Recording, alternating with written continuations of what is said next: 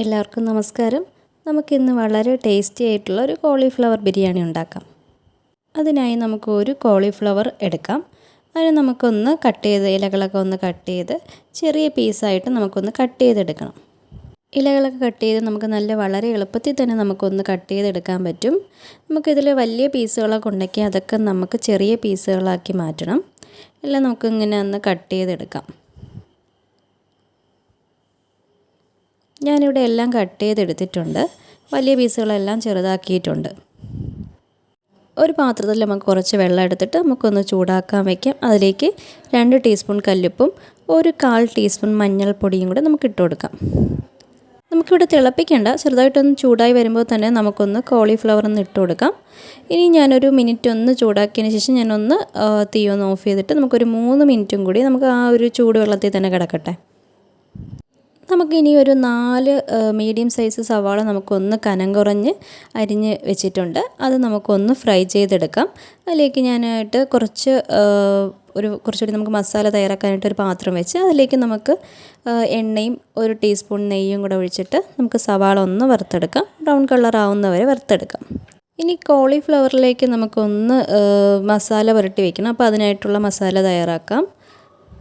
അതിനായിട്ട് നമുക്കൊരു 1/2 ടീസ്പൂൺ മഞ്ഞൾപ്പൊടി, 2 ടീസ്പൂൺ കാശ്മീരി മുളക് പൊടി, 1 ടീസ്പൂൺ എരിവുള്ള മുളക് പൊടി, 1/2 ടീസ്പൂൺ പെരുംജീരകം, ഒരു 1/2 ടീസ്പൂൺ ഉപ്പ്. നമ്മൾ കോളിഫ്ലവർ ഉപ്പിട്ട് വേവിച്ചതുകൊണ്ട് നമുക്കൊന്ന് നോക്കിയിട്ട് ഉപ്പിടാം. 1 ടീസ്പൂൺ കോൺഫ്ലോറും നമുക്ക് 1 ടേബിൾ സ്പൂൺ മൈദയും കൂടെ ചേർത്ത് കൂടെ ഒന്ന് മിക്സ് ചെയ്യാം. ഇനി ഒരു നാരങ്ങ നീരും കൂടി നമുക്കൊന്ന് മിക്സ് ചെയ്യുന്നുണ്ട്.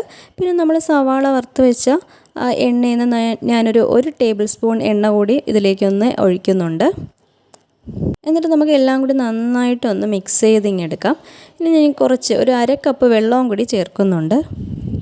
നമുക്ക് 1/2 കപ്പ് വെള്ളം കൂടി ചേർക്കാം. ഇനി അതും കൂടി ഒന്ന് മിക്സ് ചെയ്ത് ആവശ്യത്തിന് എത്രയാണോ വേണ്ടത്, ഒരുപാട് ലൂസും ആവാൻ പാടില്ല, ഒരുപാട് കട്ടിയാവാൻ പാടാത്ത രീതിയിൽ നമുക്കൊന്ന് വെള്ളം ഒഴിച്ചൊന്നെടുക്കാം. ഇനി ഞാനിവിടെ ഊറ്റി വെച്ചിരിക്കുന്ന കോളിഫ്ലവർ ഞാൻ ഇതിലേക്ക് ഒന്ന് ഇട്ട് കൊടുക്കുകയാണ്. ഞാനൊരു ചെറിയ കോട്ടിങ് ഇവിടെ കൊടുക്കുന്നുള്ളൂ. ഇനി കുറച്ചുകൂടി നിങ്ങൾക്ക് കോട്ടിങ് വേണമെങ്കിൽ 1 ടേബിൾ സ്പൂൺ മൈദയും കൂടെ ചേർത്ത് ഒന്ന് ഇതാക്കാം. ഞാൻ ജസ്റ്റ് ഒന്ന് കോട്ടിങ് ചെയ്യുന്നതേ ഉള്ളൂ, നല്ലപോലെ കോട്ടിങ് ചെയ്യുന്നില്ല. എല്ലായിടത്തും നമുക്ക് മസാല പിടിക്കുന്ന രീതിയിൽ ഒന്ന് മിക്സ് ചെയ്ത് കൊടുക്കാം. ഇനി ഞാൻ സവാള ഫ്രൈ ചെയ്ത അതേ എണ്ണയിൽ തന്നെയാണ് നമുക്ക് ഈ കോളിഫ്ലവറും കൂടി ഫ്രൈ ചെയ്യാനായിട്ടിടാം. അതിൽ ആവശ്യത്തിന് കുറച്ചുകൂടി എണ്ണ വേണമെങ്കിൽ നമുക്കൊന്ന് ഒഴിച്ചു കൊടുത്തിട്ട് നമുക്കൊന്ന് ഫ്രൈ ചെയ്യാനായിട്ടിടാം. ഇനി നമുക്കൊരു 4 പച്ചമുളകും ഒരു 10 അല്ലി വെളുത്തുള്ളിയും ഒരു 2 കഷ്ണം ഇഞ്ചിയും കൂടെ നമുക്കൊന്ന് മിക്സിയുടെ ജാറിലേക്കിട്ടൊന്ന് ചതച്ചെടുക്കാം. ഞാനിവിടെ ബിരിയാണി വെക്കാനുള്ള റൈസ് എടുത്തിട്ടുണ്ട്. ഇത് ഞാൻ കിച്ചൺ കിങ് എന്ന് പറയുന്ന ഒരു റൈസാണ് എടുത്തിട്ടുള്ളത്. അതിന് വേവ് കുറച്ച് കൂടുതലാണ്. അതുകൊണ്ട് നമുക്ക് നന്നായിട്ടൊന്ന് കഴുകിയിട്ട് നമുക്കൊരു 5 മിനിറ്റ് നമുക്കൊന്ന് കുതിരാനായിട്ട് വെക്കാം. ഞാനൊരു 4 കപ്പ് അരിയാണ് ഇവിടെ എടുത്തിരിക്കുന്നത്. അതിന് 4 കപ്പിന് 8 കപ്പ് വെള്ളം, അങ്ങനെ കുറച്ച് വേവുള്ളതുകൊണ്ട് 8 കപ്പ് വെള്ളം, അതായത് 1 കപ്പിന് 2 കപ്പ് എന്നുള്ള രീതിയിലാണ് എടുത്തിരിക്കുന്നത്. ഇനി നമുക്കൊരു അരി വേവിക്കാനായിട്ട് ഒരു വലിയ പാത്രം ഞാൻ വെച്ച് കൊടുത്തിട്ടുണ്ട്. ഇനി നമുക്ക് അതിലേക്ക് 1 ടേബിൾ സ്പൂൺ നെയ്യും, ഒരു 5 ഗ്രാമ്പും, 3 പട്ടയും, ഒരു 2 ഏലക്കയും കൂടെ നമുക്കൊന്ന് പൊട്ടിച്ചിട്ട് കൊടുക്കാം. ഇഞ്ചി, വെളുത്തുള്ളി, പച്ചമുളക് ചതച്ചതിൽ നിന്നും നമുക്കൊരു 1/2 ടീസ്പൂണും കൂടി ഇതിൽ ചേർത്ത് കൊടുക്കാം. പിന്നെ ഒരു 2.5 ടീസ്പൂൺ ഉപ്പ് ഞാൻ ചേർക്കുന്നുണ്ട്. ഉപ്പ് നോക്കിയിട്ട് നമുക്ക് വേണമെങ്കിൽ ചേർക്കാം. ഇനി ഞാനൊരു റമ്പയില ഒന്ന് കഷ്ണങ്ങളാക്കി ഇതിലേക്ക് ഇട്ട് കൊടുക്കുന്നുണ്ട്. റമ്പയിലിടുമ്പോൾ ഒരു പ്രത്യേക ടേസ്റ്റാണ്, അതാണ് ഞാൻ റമ്പയിൽ ഇട്ട് കൊടുക്കുന്നത്. ഇനി ഞാനിതിലേക്ക് കുതിരാൻ വെച്ചിരുന്ന അരിയും കൂടെ ഞാൻ ഇതിലേക്ക് ഒന്ന് ഇട്ട് കൊടുക്കുന്നുണ്ട്. നമുക്ക് മുഴുവനായിട്ടൊന്ന് ഇട്ട് കൊടുക്കാം. മുഴുവൻ അരിയും നമുക്ക് ഇട്ട് കൊടുത്ത ശേഷം ഞാനൊരു 1/2 ടീസ്പൂൺ പെരുംജീരകവും ഒരു നാരങ്ങയും കൂടെ ഒന്ന് പിഴിഞ്ഞൊഴിക്കുന്നുണ്ട്. ഇനി നമുക്കിതൊന്ന് അടച്ചു വെച്ച് ഒന്ന് വേവിക്കണം. വെള്ളം തിളയ്ക്കുന്ന വരെ നമുക്കൊന്ന് ഹൈ ഫ്ലെയിമിലിടാം. അത് കഴിഞ്ഞൊന്ന് മീഡിയത്തിലേക്ക് മാറ്റി വെള്ളം വറ്റുന്ന വരെ ഒന്ന് നമുക്ക് ഇട്ട് കൊടുക്കാം. ഇടയ്ക്കൊക്കെ ഒന്ന് തുറന്ന് നോക്കണം, അത് 80% വെന്തോ എന്നുള്ളതൊന്ന് തുറന്ന് നോക്കണം. നമുക്കിനി മസാല തയ്യാറാക്കാം. അതിനായിട്ട് നമ്മൾ സവാള ഫ്രൈ ചെയ്ത അതേ എണ്ണയിൽ തന്നെയാണ് തയ്യാറാക്കുന്നത്. ഒരു 1/2 ടേബിൾ സ്പൂൺ നെയ്യും കൂടി ചേർത്തിട്ട് നമുക്ക് ചതച്ച് വെച്ചിരിക്കുന്ന ഇഞ്ചി, വെളുത്തുള്ളി, പച്ചമുളക് നമുക്കിതിലേക്കൊന്ന് ചേർത്ത് വഴറ്റി കൊടുക്കാം. ആവശ്യമെങ്കിൽ ഒരല്പം എണ്ണയും കൂടെ ചേർക്കാം. ഇനി ഞാനൊരു സവാള ചെറുതായി അരിഞ്ഞത് ഇട്ട് കൊടുക്കാം. ഇനി നമുക്കൊന്ന് വഴറ്റി കൊടുക്കാം. വഴണ്ട് വന്നതിന് ശേഷം ഞാൻ ഫ്രൈ ചെയ്ത് വെച്ച സവാളയിൽ നിന്ന് ഒരു പകുതി സവാള എടുത്തിട്ടുണ്ട്. അതിൽ പിന്നെ മല്ലിയിലയും കൂടെ ചേർത്തിട്ട് 1 ടേബിൾ സ്പൂൺ നമ്മുടെ തൈരും കൂടെ ചേർത്ത് മിക്സ് ചെയ്തെടുത്ത് ഇതിലേക്ക് ഒന്ന് ഇട്ടിട്ടുണ്ട്. നമുക്കൊന്ന് പൊടികൾ ഒന്ന് ജസ്റ്റ് ഒന്ന് വഴറ്റി കൊടുത്തതിന് ശേഷം നമുക്കൊന്ന് പൊടികളുടെ ഇട്ട് കൊടുക്കാം. നമുക്ക് ലോ ഫ്ലെയിമിലോട്ട് മാറ്റി കൊടുക്കാം. 1 ടീസ്പൂൺ മഞ്ഞൾപ്പൊടി, 1.5 ടീസ്പൂൺ കാശ്മീരി മുളക് പൊടി, 1 ടീസ്പൂൺ എരിവുള്ള മുളക് പൊടി, ഒരു 2 ടീസ്പൂൺ മല്ലിപ്പൊടി, 1 ടീസ്പൂൺ ഗരം മസാല, 1 ടീസ്പൂൺ പെരുംജീരകം ചേർത്ത് നമുക്കൊന്ന് പച്ച മണം മാറുന്നവരെ നമുക്കൊന്ന് വഴറ്റി കൊടുക്കാം. നമുക്ക് നന്നായിട്ടൊന്ന് വഴറ്റിയതിന് ശേഷം ഞാനൊരു 1.5 ടീസ്പൂൺ ഉപ്പ് ചേർക്കുന്നുണ്ട്. നമുക്ക് ഉപ്പ് വേണമെങ്കിൽ ലാസ്റ്റ് ചേർത്ത് കൊടുക്കാം. ഞാൻ 1.5 ടീസ്പൂൺ ഉപ്പ് ചേർത്തിട്ടുണ്ട്. ഇനി നമുക്കൊന്ന് ഇളക്കി യോജിപ്പിക്കാം. ഇനി 2 തക്കാളി നമുക്ക് ചെറുതായി അരിഞ്ഞതും കൂടി ഇതിലേക്കൊന്ന് ചേർത്ത് കൊടുക്കാം.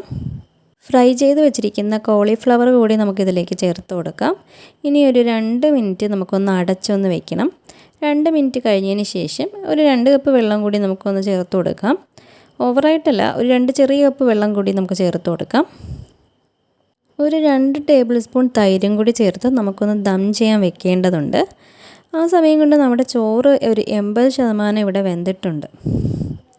ഞാൻ പറഞ്ഞു ഈ ഒരു അരിക്ക് കുറച്ച് വേവ് കൂടുതലാണ്. അപ്പോൾ നമ്മളൊന്ന് നോക്കണം എത്ര ശതമാനം വെന്തിട്ടുണ്ടെന്നുള്ളത്.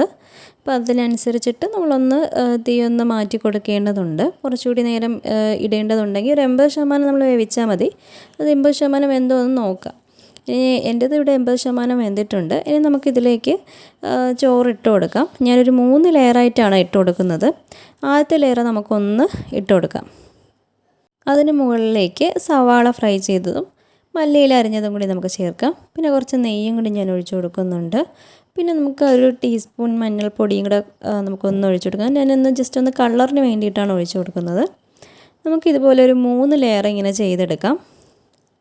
3 ലെയറും വെച്ചതിന് ശേഷം നമുക്ക് പാത്രം അടച്ച് വെച്ചിട്ട് നമുക്കൊന്ന് വെയിറ്റ് ഒന്ന് വെച്ച് കൊടുക്കേണ്ടതുണ്ട്.